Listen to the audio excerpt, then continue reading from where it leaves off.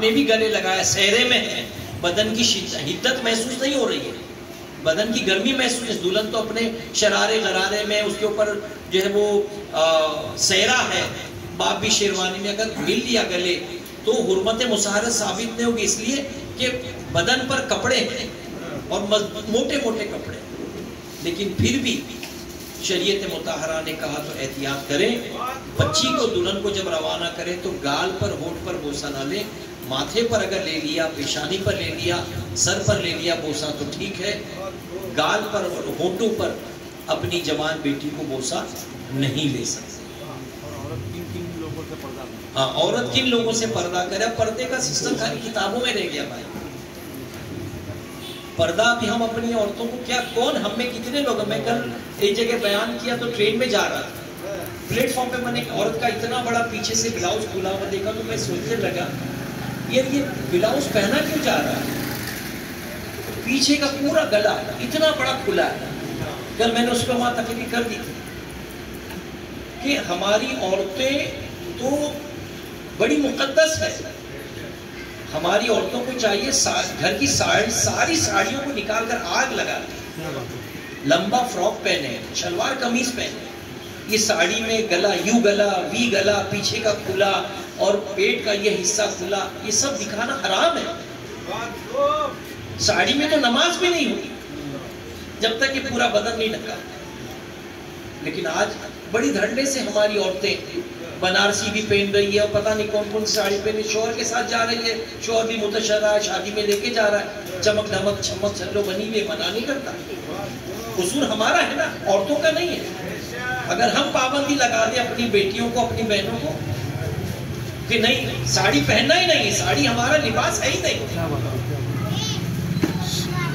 ساڑی ہمارا لباس نہیں ہے، کوشش کریں میری ماں بہنوں سے اگر دل آزاری ہوئی تو مجھے معاف فرمائیں، لیکن کوشش کریں کہ ساڑی کو بالکل طلاق دے دیں، ساڑی کبھی نہیں پہنیں۔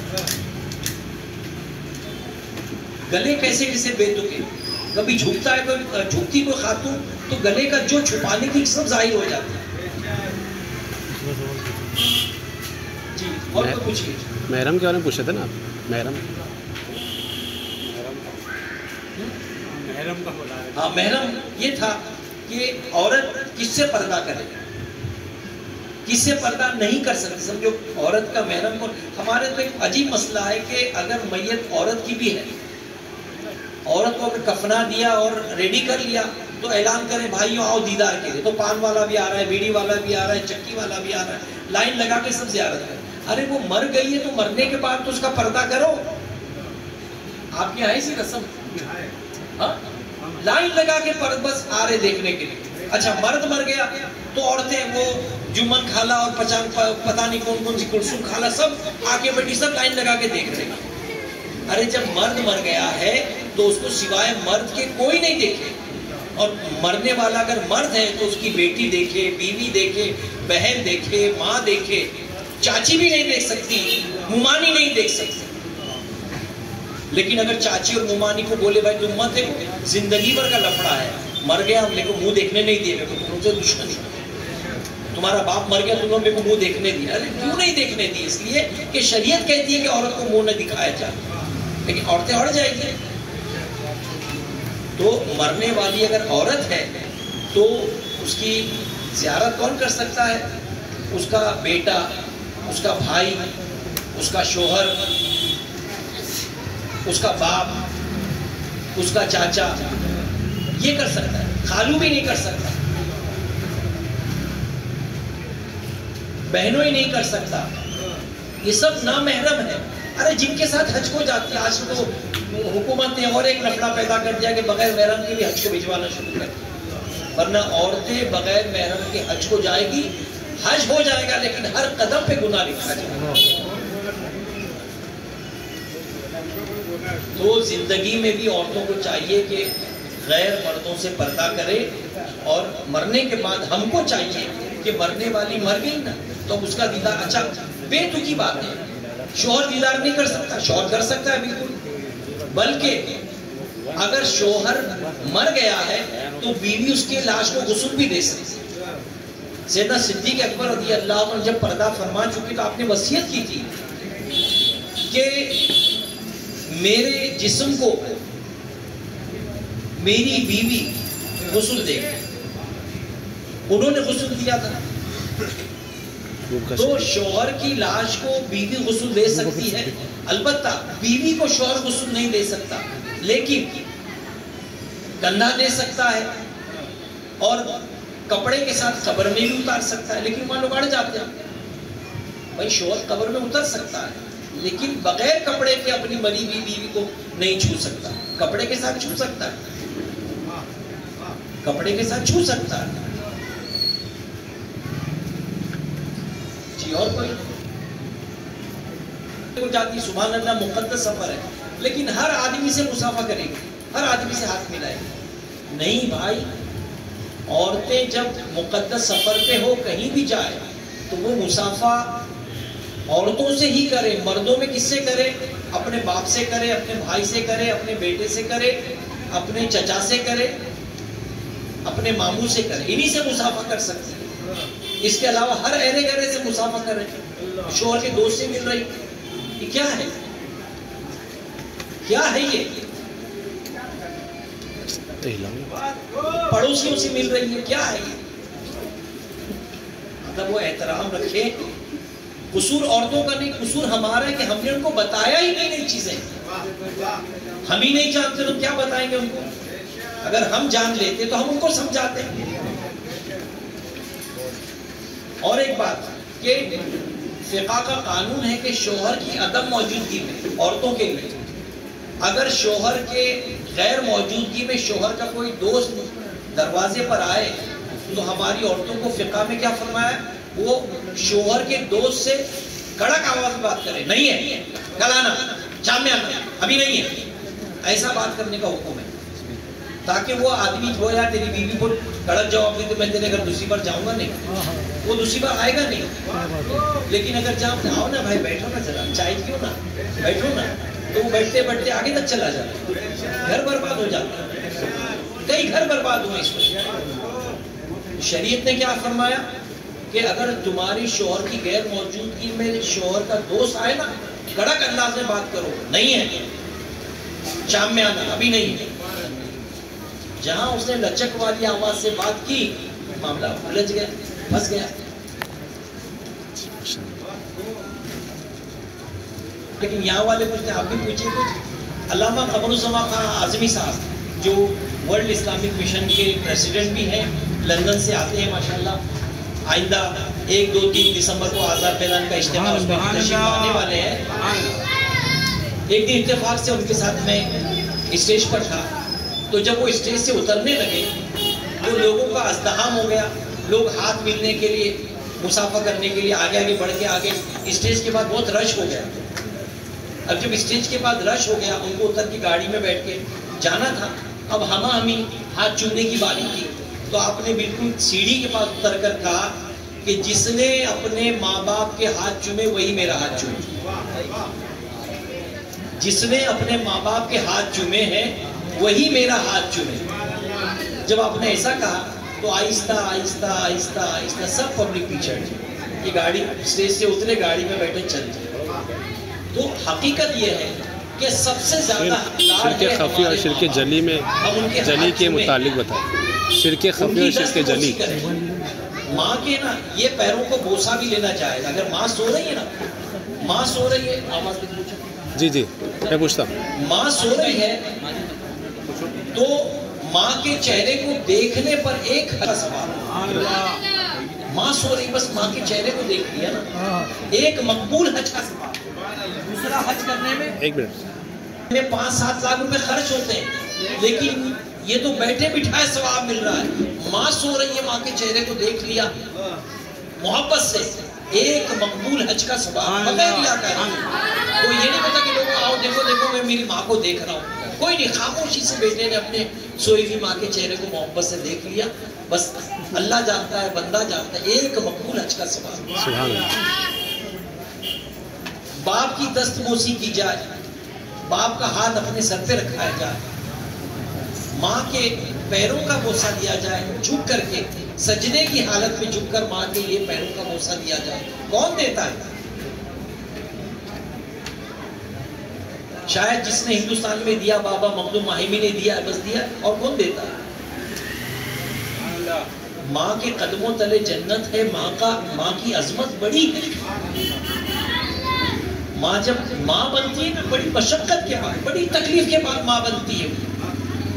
9 مہینہ اپنا خون جگر پلا کر اپنی اولاد کو پیٹ میں پالتی ہے۔ 9 مہینہ نہ وہ چین سے سو سکتی، نہ چین سے کھا سکتی، نہ چین سے چل پھر سکتی۔ 9 مہینہ بڑی مشقت سے پالتی ہے اپنے پیٹ میں، اور پھر بڑی تکلیف کے ساتھ ماں اپنے بچے کو جنتی ہے۔ کوئی آسان کام نہیں ہے۔ فرمائیں گے اگر ماں بچہ جنتے جنتے مر جائے نا، اتنی تکلیف ہے، اللہ اسے شہادت کا مرتبہ، کیونکہ اتنی تکلیف سہتی ہے۔ ہم کو اپنی ماؤں کی قدر نہیں ہے۔ ہم نے سمجھا کہ بس ہم ایسے آ گئے اور اس نے سنبھال لیا، پال لیا، ہو گیا۔ بڑی تکلیف کے بعد ایک دوست نے شادی کرنے کے بعد مجھ سے کہا کہ یار میں نے گھر میں پیسے خرچے بڑھ گئے، نوکرانی رکھ لیا۔ بولا کیوں؟ بولے یار میری بیوی سے ہوتا نہیں کپڑے برتن۔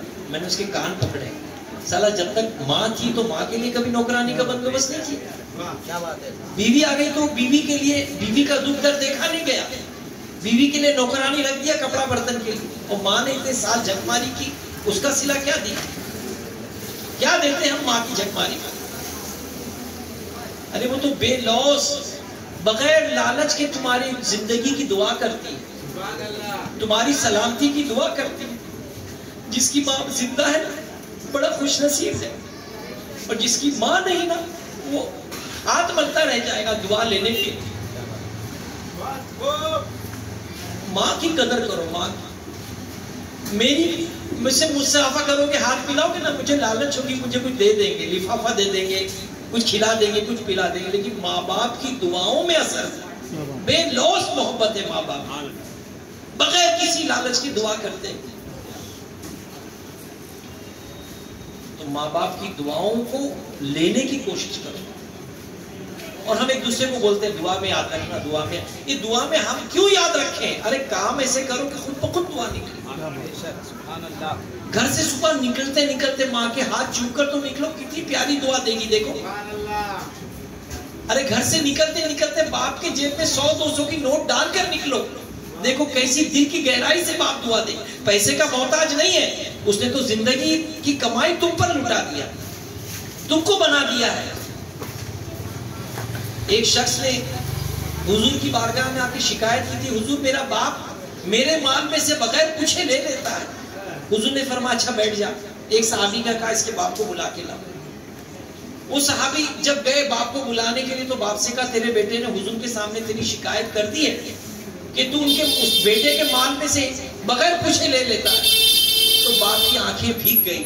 وہ چلتے چلتے جب حضور کے پاس آنے لگے تو عربوں کا مزاج تھا کہ وہ شعر و شاعری بہت کرتے تھے، تو چلتے چلتے وہ ذہن بنا رہے کہ بیٹا جب تو پیدا ہوا تھا نا تو میں نے تیرے لیے خوشیاں منائی، تیرے لیے میں نے پھل فروٹ بانٹے، تیرا میں نے عقیقہ کیا تھا۔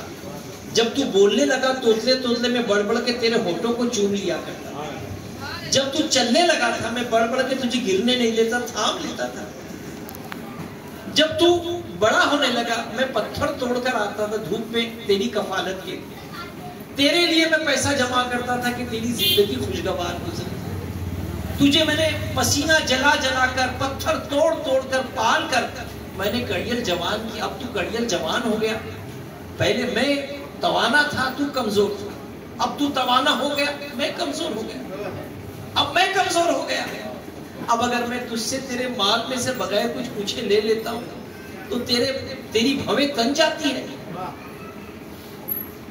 تیری بانچیں بھویں تن جاتی ہے۔ وہ یہ نظم بناتے بناتے جب حضور کی بارگاہ میں آنے لگے وہ اللہ تبارک و تعالیٰ کا سلام لے کے جبرائیل امین آئے اور حضور سے فرمایا، سلام دیا اللہ کو اور فرمایا کہ اس کے باپ کے آنے پر سب سے پہلے آپ پوچھیں کہ آپ نے کیا نظم بنائی، نظم کیا بنائی۔ اب وہ صحابی جب حضور کے قریب آئے تو حضور نے سلام کرنے کے بعد فرمایا کہ تم نے اپنے ذہن میں کیا نظم بنائی تھی؟ تو وہ روتے روتے اپنی نظم سنانے لگے، میرے بچے جب تو پیدا ہوا تو میں نے کتنا خوشی کا اظہار کیا، تیری پیدائش میں میں نے جانور ذبح کیے، مٹھائیاں تقسیم کی، اور جب تو بولنے لگا میں بڑھ بڑھ کر تیرے لبوں کو چوم لیتا تھا، تو چلنے لگا تجھے گرنے نہیں دیتا، تھام لیتا، جب تو آگے بڑھنے لگا تو میں پتھر توڑ توڑ کر تیری کفالت کرتا، میں پسینہ جلا کر کے تیری جوانی کو ابھارنے لگا، یہاں تک کہ تو کڑیل جوان ہو گیا، میں کمزور ہو گیا۔ جب یہ سنانے لگے تو حضور کی آنکھوں سے آنسو جائے، حضور رونے لگے، اور داڑھی مبارک سے جب آپ کے آنسو ٹپکنے لگے، نبی رحمت نے اس کے بیٹے سے فرمایا، سن، تو اور تیرا باپ سب، تو اور تیرا مال سب تیرے باپ کا ہے، تو کیا لایا تھا؟ ارے ہمارے جسم میں جو خون ہڈی چمڑا ہے یہ کس کا ہے؟ یہ بھی ہمارے ماں باپ کی دین ہے۔ ہمارا کیا ہے؟ ہمارا نام بھی ہمارے ماں باپ کا ہے، ہمارا اپنا کیا ہے؟ اگر ہم جوان ہو کر میں نے یہ بلڈنگ بنا دیا، میں نے یہ فیکٹری بنا دیا، میں نے یہ کار لے لیا، یہ سب میں نے کر لیا، تو میں نے کیا کیا؟ ارے تجھے توانا اور تونگر اور تجھے مضبوط کیا کس نے؟ تیرے ماں باپ نے کیا۔ اس لائق بنایا کس نے؟ تیرے ماں باپ نے بنایا۔ اب جب تو بڑا ہو گیا تو ایسا سوچتا ہے، تو حضور نے فرمایا تیری جسم اور تیرا مال سب تیرے باپ کا، اس کو اختیار ہے کہ وہ بغیر پوچھے تیرے مال میں تصرف کرے، جو چاہے لے، اس لیے کہ تو اور تیرا مال سب اسی کا۔ تو میرے عزیزوں، ہم بھی جب اپنے گھر سے نکلے تو اپنے بوڑھے باپ کو مانگنے سے پہلے، اس کا ہاتھ پھیلانے سے پہلے کہ بیٹا آج شادی میں جانا ہے 500 روپے دے، بیٹا آج بمبئی جانا ہے 1000 روپے دے دے، یہ بات بولنے سے پہلے ہم اپنی جیب میں حرکت کریں اور 100 50 100 200 500 1000 کی نوٹ نکال کر باپ کے جیب میں ڈال دیں۔ ایک صاحب کہتے ہیں کہ میں تو جس دن میرے باپ کا ہاتھ یوں گا میں مر جاؤں گا شرم سے، کہ زندگی بھر میرے باپ کا ہاتھ یوں تھا، میرا ہاتھ یوں تھا۔ اب اگر میرا باپ بوڑھا ہو گیا تو میرے باپ کا ہاتھ ایسا ہو، میرا ہاتھ ایسا ہو، تو میں شرم سے مر جاؤں گا کہ میرے باپ کا ہاتھ ایسا ہو۔ نہیں، میرے باپ کا وقار، میرے باپ کا اسٹیٹس ہونا چاہیے کہ میرے باپ نے زندگی پر اپنا ہاتھ یوں ہی رکھا تو میں ہمیشہ مرتے دم تک اپنے باپ کے ہاتھ کو یوں ہی رہنے دوں، یوں نہ کر دیں۔ ماں باپ کے لیے اپنے دل میں کشادہ قلبی رکھو۔ بیوی بچوں سے جو محبت کرو گے نا، اگر باپ سے محبت، ماں باپ سے محبت کرے ہیں تو وہی چیز زمانہ کہتا ہے ٹیٹ فور ٹیٹ، بڑ کے نیچے بڑ کا ہی پودا نکلے گا۔ اگر تم نے اپنے ماں باپ کے ساتھ دلجوئی کی، ان کا حق ادا کیا، تو تمہاری اولاد تمہاری دلجوئی کرے گی، حق ادا کرے گی۔ لیکن اگر تم نے اپنے ماں باپ کو رسوا کیا، ذلیل و خوار کیا، تو تمہاری اولاد تم کو جوتے سے مارے گی، جوتے سے مارے گی۔ اس لیے ماں باپ کی قدر کرو، ماں باپ کی تعظیم کرو۔ بڑے خوش نصیب ہیں وہ لوگ کہ اللہ نے جن کے سر پر ماں باپ کا سایہ رکھا ہے۔ اللہ ہمارے ماں باپ کی عمر دراز فرمائے، اللہ ہماری اولادوں کو بھی اللہ رسول کے فرما برداری کے ساتھ ساتھ ہماری فرما برداری کی توفیق عطا فرمائے۔ سوال یہ ہے، شرک جلی اور شرک خفی میں فرق بتائیے۔ اچھا، شرک جلی اور شرک خفی، لیکن شرک اللہ محفوظ فرمائے۔ ہم بڑے خوش نصیب ہیں اگر یہ ہماری پیشانی جمعہ عیدین میں وہ 5 وقت جھکتی ہے نا، اللہ کی بارگاہ میں بڑے قیمتی ہے۔ اگر یہ ہماری پیشانی اللہ کے آگے نہیں جھکے نا، تو جھاڑ کے آگے، بتوں کے آگے، سانپ کے آگے، کتے کے آگے، سور کے آگے، اللہ جانے کتنوں کے آگے سجدہ ریز ہوتے ہیں، کتنوں کے آگے ذلیل و رسوا ہوتے ہیں۔ لیکن اللہ کا شکر ہے ہماری یہ پیشانی صرف اور صرف جھکتی ہے تو اس اللہ رب العزت کی بارگاہ میں جھکتی ہے، خالق کائنات، جو خالق کائنات۔ اب شرک جلی، اس کو میں آپ کو ایلابریٹ کر کے بتاتا ہوں۔ شرک جلی کیا کہتے ہیں؟ ایسا کام کرنا یا ایسے جملے بولنا کہ جو فوراً شرک ظاہر کرے، شرک ظاہر کرے اور معاذ اللہ تبارک و تعالیٰ کے ساتھ شریک ہونے کے لیے دلالت کرتے ہیں، معاذ اللہ، تو یہ شرک جلی ہوگا۔ اور شرک خفی اسے کہتے ہیں کہ ہم اپنی باتوں میں ایسی باتیں شامل کرتے ہیں کہ جس میں شرک کی بو آ جائے، شرک کی بو آ جائے. جیسے دیکھیں گانا ہے معذاللہ، خدا بھی آسمان سے جب زمین پر دیکھتا ہوگا، میرے محبوب کو کس نے بنایا سوچتا ہوگا. اللہ ہے نا. اس میں شرک جلی بھی ہے اور شرک خفی بھی ہے، کہ اس میں شاعر کا اشارہ ہے کہ معاذ اللہ کے سوا بھی کوئی خالق ہے. یہ اور سوچنا، اللہ کے لیے سوچنا، یہ بھی جو ہے وہ کفریہ جملے میں شمار ہوتا ہے. مجھے یاد آ رہا ہے کہ پچھلے 2 ہفتہ پہلے غالباً میں جمعہ میں بیان کے لیے جا رہا تھا، مجھے ٹاپک نہیں مل رہا تھا کیا بیان کروں. اتفاق سے مسجد کے پاس میں نے جوتے اتارے اور آگے بڑھنے لگا تو ایک صاحب مل گئے، وہ ریلائنس کے آفیسر تھے.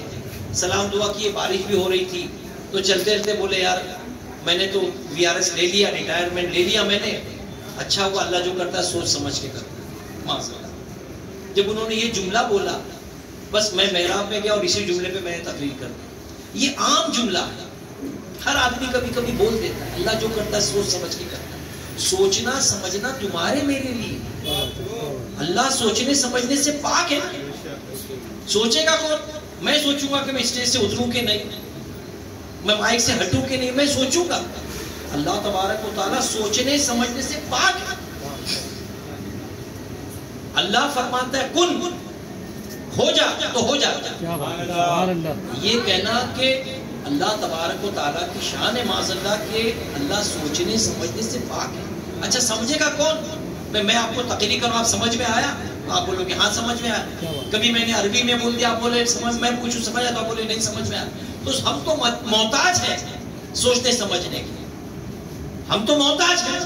اللہ تبارک و تعالیٰ محتاج نہیں ہے. اللہ تبارک و تعالیٰ خالق کائنات ہے، وہ ہر چیز پر قادر ہے، ہر چیز پہ قادر ہے. وہ فرماتا ہے ہو جا ہو جاتا ہے. اور علم کس کو کہتے ہیں؟ شیطان نے مغرب کی نماز کے بعد جو ہے وہ سمندر پر تخت بچھایا، اپنے چیلوں کو بٹھایا اور چیلوں کو بٹھا کر کہا کہ چلو کس نے کیا کیا کام کیا بتاؤ. ایک صحابہ آئے، ایک شیطان اٹھا کہ آج میں نے میاں بیوی میں طلاق کرا دی. اچھا بیٹھ جا. تو نے کیا کیا؟ میں نے بھائی بھائی میں قتل کرا دیا. اچھا بیٹھ جا. تو نے کیا کیا؟ میں نے فساد کروا دیا. اچھا بیٹھ جا. تو نے کیا کیا؟ میں نے ایک بچے کو مدرسہ جانے سے روکا. او ہو تو نے تو بڑا کام کیا. شیطان اٹھا، اس کو گود میں بٹھا کر اپنے بازو میں بٹھا دیا.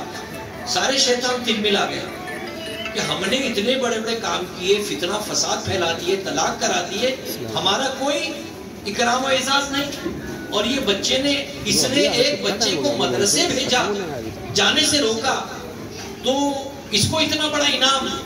جب سب شیطان جمع ہو گئے تو جمع ہو کر انہوں نے احتجاج کیا تو ابلیس نے کہا اچھا میں تمہارے سوال کا جواب تم کو دیتا ہوں، چلو. اب سب انسانی شکل میں چلے تو ایک جگہ پہنچے، انسانی شکل میں پہنچے. ایک رات بھر کا جاہل آدمی، رات بھر عبادت کر کے، جاہل آدمی رات بھر عبادت کر کے فجر کی نماز کو جا رہا تھا. شیطان قریب گیا، سلام دعا کر کے روکا، کہا کہ حضرت میرے سوال کا جواب دو. تو وہ جاہل آدمی تھا، رات بھر کا متقی عبادت گزار تھا. اس نے پوچھا کیا بات ہے؟ کہا کہ میرے سوال کا جواب بتائیے، سوئی کے ناکے میں سے کیا اونٹ گزر سکتا ہے؟ تو وہ جاہل عبادت گزارتا کہا عقل سے کام لے. شیطان نے کیا کہا؟ اگر اللہ چاہے تو سوئی کے ناکے سے اونٹ گزر سکتا ہے. اس نے کیا کہا؟ ارے عقل کے اندھے، عقل سے کام لے. سوئی کے ناکے میں کیا اونٹ گزر سکتا ہے؟ چل چل. ڈانٹ دیا اور نماز کو چلا گیا. تو ابلیس نے اپنے چیلوں سے کہا دیکھا یہ رات بھر عبادت کرتا ہے لیکن اس کو اپنے رب پر یقین نہیں ہے. اب اس کے پاس پہنچے جو عامل ہے اور عالم ہے، عشاء پڑھ کر کے سو گیا، فجر کی نماز کو اٹھا اور جب نماز کے لیے جانے لگا تو ابلیس نے رستے میں روک لیا اور کہا کہ حضور ایک سوال کا جواب بتا دیجئے. ابلیس نے جب سوال کیا تو حضور نے فرمایا کیا بات ہے؟ تو کہا کہ اگر اللہ چاہے تو اس سوئی کے ناکے سے اونٹ گزر سکتا ہے. عالم نے کہا کہ خبیث، اللہ چاہے تو اونٹ کیا، اونٹ کی قطار گزر سکتا ہے. اونٹ کیا ہے؟ اونٹ کی قطار گزر سکتی ہے.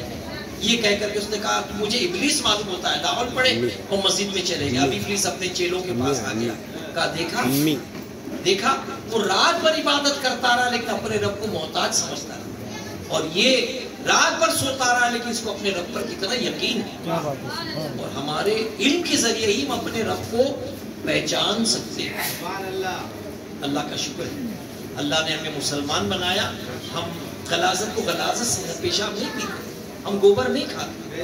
الحمدللہ اللہ نے ہمیں زمزم پینے والا بنایا، اور نیاز فاتحہ اللہ کے نام کے ساتھ جو دلائی جاتی وہ کھانے پینے والا بنایا، اور تبرکات اور اللہ کی نعمتیں جو حلال ہے وہ کھانے والا بنا. اللہ کا شکر ہے. ٹھیک ہے، دعا کریں جی. اللہ تبارک و تعالیٰ. میں نے چاہتا کچھ طہارت کے تعلق سے بھی سوال کرتے. جی آپ بتا دیں. اچھا ایک بات اور سمجھ لیں، جوان بچے بھی بیٹھے ہیں، اگر کسی کو پیشاب آ گیا، راستے پر ہے، سفر میں ہے، 90% ہمارے لوگوں کے دماغ میں یہی ہے کہ پیشاب کر لیا تھا، پانی نہیں لیا تو بغیر غسل کیے نماز نہیں پڑھ سکتے. لوگوں کے دل و دماغ میں یہ بات ہے. حالانکہ ہمارے پاس ایک سے ایک آپشن ہے. اول تو یہ کہ راستے پر پیشاب کرنے کی حاجت کبھی سفر میں رہے، اگر ہم مسافر سفر میں رہیں تو اپنے جیب میں ہمیشہ چوک پیس رکھیں، ڈھیلا رکھیں، چوک پیس رکھیں، اینٹ کا ٹکڑا رکھیں کہ کسی کونے میں بیٹھ کر ہم پیشاب کریں.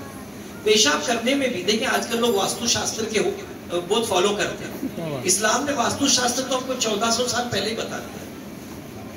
واسطو شاستر ہمارا یہ ہے کہ قبلے کی سمت منہ کر کے پیشاب کرنا گناہ، اور قبلے کی سمت پیٹ کر کے پیشاب کرنا گناہ. اگر ادھر قبلہ ہے تو پیشاب کرنے والا یوں بھی نہ بیٹھے اور آپ جیسا بیٹھے ایسا بھی نہیں بیٹھے، یا تو ادھر منہ کر کے بیٹھے یا ادھر منہ کر کے بیٹھے. جہاں سورج ڈوبتا ہے اور جہاں سورج اگتا ہے وہاں رک کر کے پیشاب پاخانہ نہیں کر سکتے، گناہ. اسی طرح ہم جب باتھ روم میں غسل کرنے جائیں، اگر ہمارا باتھ روم ایسا ہے کہ اندر سے ہم نے کڑی لگا لی تو ہم کو اختیار ہے کہ پورے کپڑے اتار کر غسل کریں. لیکن اگر ہمارا باتھ روم ایسا ہے کہ کھڑکی ہے، دروازے پہ پردہ ہے، کوئی بھی اچانک آ سکتا ہے تو وہاں ہم تہبند پہن کر کے نہائیں. اگر ہمارا باتھ روم ایسا ہے کہ اندر ہم نے کڑی لگا دی، کوئی باہر سے جھانکنے والا نہیں، تو وہاں ہم پورے کپڑے بدن سے اتار کر نہائیں.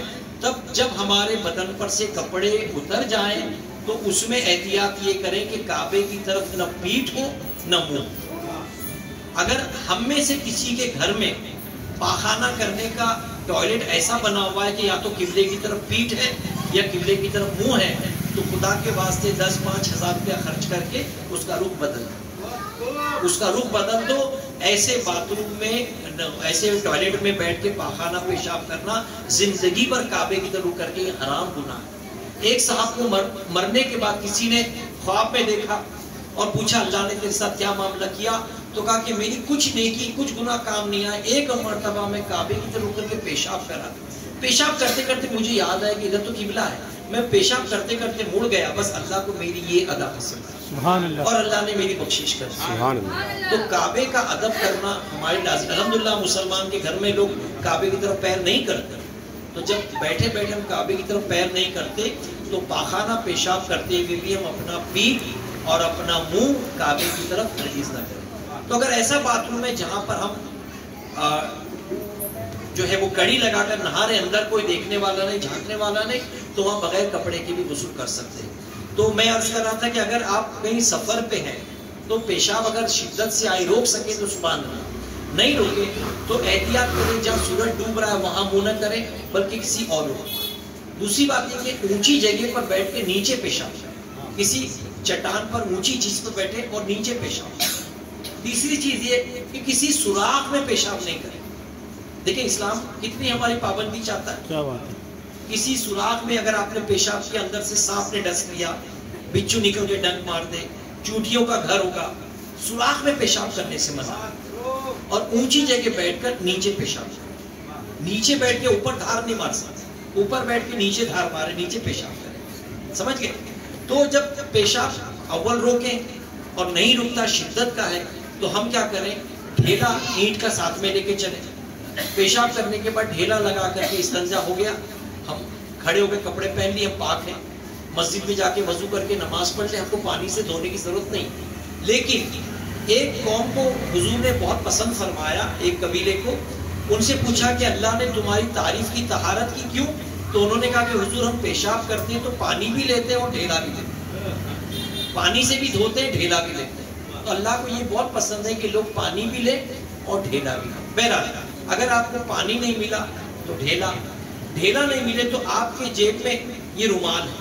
کبھی آپ پیشاب کر کے رومال کے کونے سے شنکا کو پوچھ لیں، پھر اسی پوچھے ہوئے رومال کو آپ نے لپیٹ کے اپنے جیب میں رکھ دیا.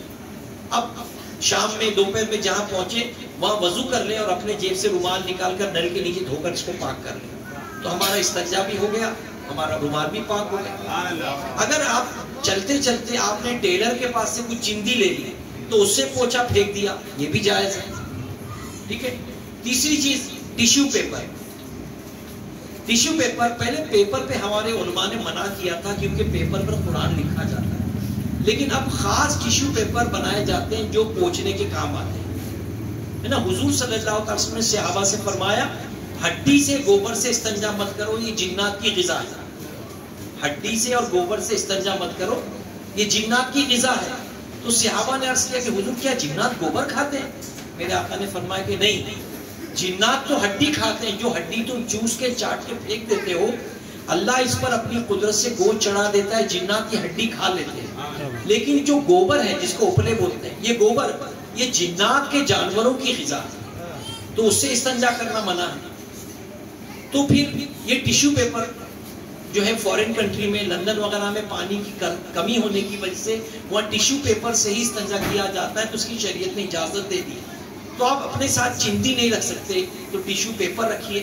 اگر آپ کے پاس پانی نہیں ہے، ڈھیلا نہیں ہے، چندی نہیں ہے، ٹیشو پیپر نہیں ہے، آپ کا رومال نہیں ہے، تو پیشاب کر کے اچھی طریقے سے 1-2 مرتبہ اٹھ بیٹھ کر لیں اور اپنی نسوں میں جو پیشاب کے قطرے ہیں اس کو جھٹک دیں. 1-2 مرتبہ اٹھ بیٹھ کر کے آگے بڑھا دیں. اب اچھی طریقے سے آپ نے جھٹک لیا، انڈر ویئر پہن لیجئے، کپڑا پہن لیجئے. اب مسجد کے واش روم میں جائیے، 1 گھنٹہ 2 گھنٹہ 4 گھنٹہ سفر کرنے کے بعد مسجد کے واش روم میں جا کر کے استنجا کر لیجئے، باہر نکل کے وضو کیجئے، نماز پڑھ لیجئے، آپ پاک ہیں، آپ کو غسل کی حاجت نہیں. سبحان اللہ سبحان اللہ. ٹھیک ہے. چلیے وقت زیادہ ہو رہا ہے جی، انشاءاللہ زندگی بخیر ہے تو پھر ہماری آپ کی ملاقات ہوگی. اللہ تبارک و تعالیٰ کہنے سننے سے زیادہ ہمیں عمل کی توفیق عطا فرمائے. اللہ ہمیں